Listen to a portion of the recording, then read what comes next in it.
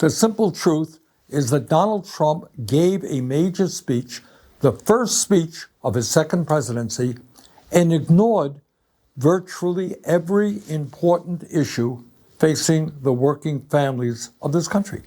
How crazy is that? Not that crazy. Trump doesn't plan on doing anything for the American peasantry. Our healthcare system is broken, is dysfunctional, and it's wildly expensive.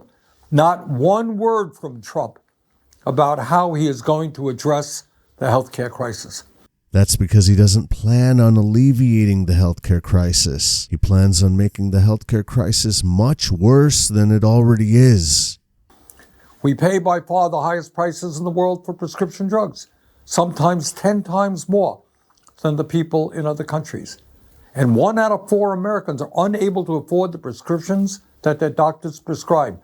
Not one word in his speech on the high cost of prescription drugs.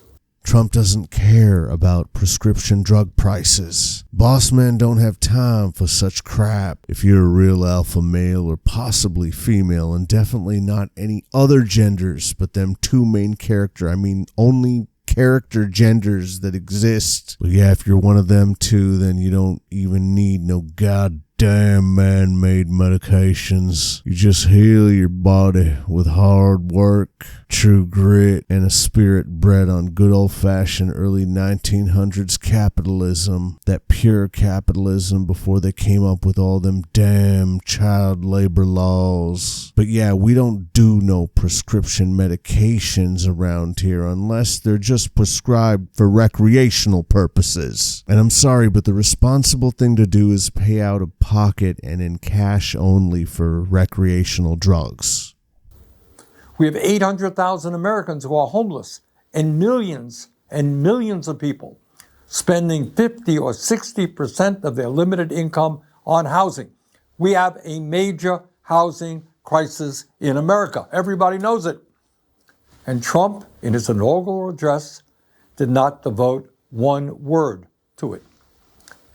Mr. Senator, it's because the President of the United States doesn't give a shit about people who aren't rich. And you can't shame him about this because he has no shame and just doesn't care about poor people that much. Today in America, we have more income and wealth inequality than we have ever had. The wealthiest 3 people in America now own more wealth than the bottom half of our society. Working as intended. But Trump had nothing to say, not one word, about the growing gap between the very rich and everybody else. Because, Senator, that never concerned Trump, not one day in his entire life. As long as he's rich and he's got some people who like him, he really doesn't care about anything else. And maybe, just maybe, that's because he had those 3 people, the 3 wealthiest people in our country, sitting right behind them at its inauguration. Them being around him probably increases their respective stock prices, and they definitely would love some heavy-hitting, let's just call them government favors. But I think Trump likes the spectacle of having the richest and the heads of the biggest tech giants hovering around him at all times. Although word on the street is Elon is getting on his last nerve. On the other hand, Elon's saving grace is that he's the wealthiest man in the world, so Trump doesn't mind dealing with the fake pro-gamer. It's a little cringy, but he's filthy rich.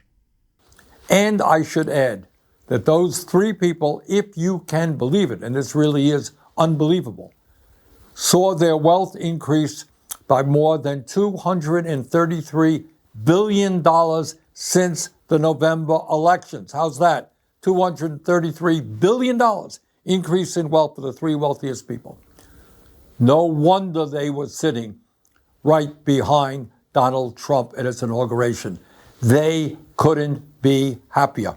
The stock market was happy to see the Teflon Don back in action. During his inaugural speech, Trump did not have one word to say about how we're going to address the planetary crisis of climate change. That's because he either doesn't believe in climate change or he's just dedicated to never doing anything about climate change. The last 10 years have been the warmest years ever recorded, and extreme weather disturbances and natural disasters are taking place all over the world, from Los Angeles to India, across Europe to North Carolina. Not one word from Trump about climate change, except, of course, to make it clear that he intends to make this horrific situation even worse with drill, baby, drill. Just brilliant. He just wants to get some of what they call liquid gold. Some good old-fashioned liquid gold. Liquid gold. And as far as California is concerned, all Newsom has to do is turn the faucet and release the millions and zillions of gallons of crystal clear, fresh, perfectly balanced, clean, mineral abundant but not too abundant, delicious, seductive, enticing, thirst quenching, ground quenching, fire extinguishing water. Newsom could basically turn California into Waterworld if he could just get over that damn fish. That damn fish is all that's holding us Californians back from living in a perfect world. That fish has got to go. In the coming months and years, our job is not just to respond to every absurd statement that Donald Trump makes.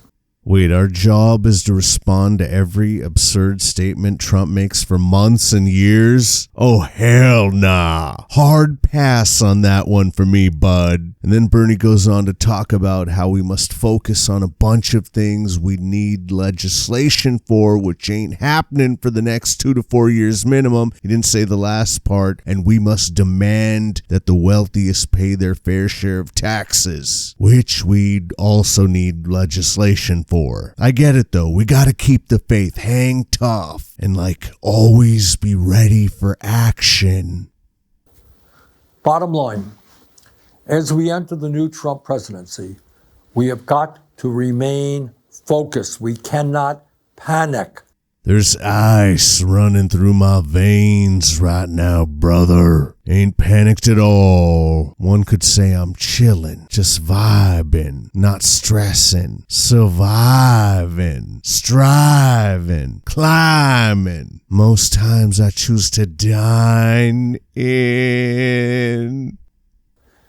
No matter how many executive orders he signs, and no matter how many absurd statements he makes, our goal remains the same.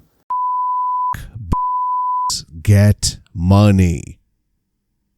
We have got to educate. We have got to organize. We've got to put pressure on Congress to do the right things. That's what I meant. And by the way, with Republicans only holding a 3 or 4 seat advantage in the House, we can stop them time and time again if we are organized. That sounds cool. Finally, my friends, we have got to fight to create an America based on economic, social, racial, and environmental justice. That's what we've got to work on. Let's go forward. Let's do it. Thank you. Wow, great job, Bernie. Bernie is older than Biden and Trump and makes way more sense than both of them combined, and is clearly in his chill aura era. Yeah, he's so cool he's in an aura era. It's too bad the Democratic Party hates Bernie.